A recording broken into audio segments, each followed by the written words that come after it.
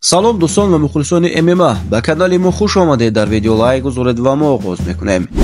сарпарасти мо пойафзолҳои чармиро ки сифати олӣ доранд барои шумо тахфифи калон кард, ки ҳоло нархашон 2500 рубл аст. фурсатро аз даст надиҳед. дар ватсапи рӯи экран бода калимаи пойафзол нависед ва ба шумо ҳамаи пойафзолҳоро равон мекунанд.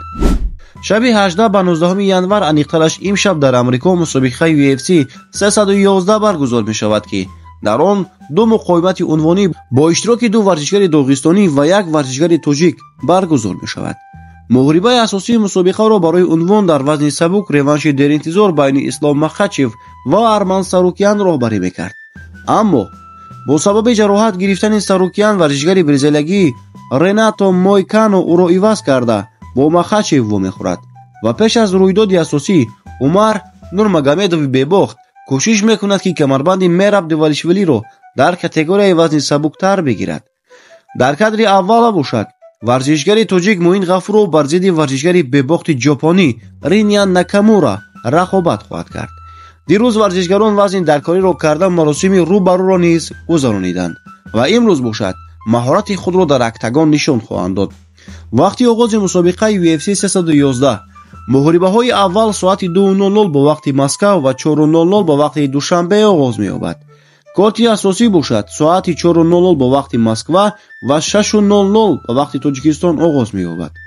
ёдовар мешавем ки муҳрибаи Муин Ғафуров дар корти пешакӣ қарор дорад. аз ин рӯ кӯшиш намоед муҳрибаро аз оғозаш тамошо намоед. пахши мустақими ҳамаи рақобатҳоро мо дар телеграм канал кӯшиш мекунем 20 дақиқа пеш аз оғоз гузорем, то тавонед бе пул ва бе ягон монеа тамошо кунед. ҳатман обуна шавед, силка дар комментария. варзишгари тоҷикро дастгирӣ мекунем. Муин ба пеш. 5 нафар беҳтарин размкорони Осиёи марказӣ аз рӯи рейтинги нави Fight Matrix дар вазни 66 кг номбар шуданд. размкори тоҷик Муҳаммад Наимов низ ба ин рӯйхат дохил шудааст. ӯ дар рӯйхат ҷои дуюмро ишғол мекунад.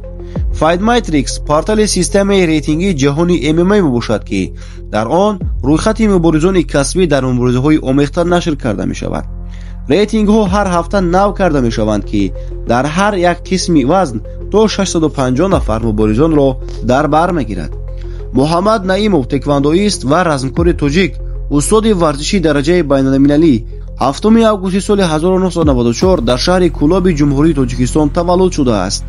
аз соли 2018 дар мусобиқаҳои профессионалӣ баромад карда, аз моҳи июни соли 2023 инҷониб дар UFC дар вазни нимсабук баромад мекунад. ташаккур ки видеоро то ба охир тамошо кардед. то видеои навбатӣ, хайр дӯстон.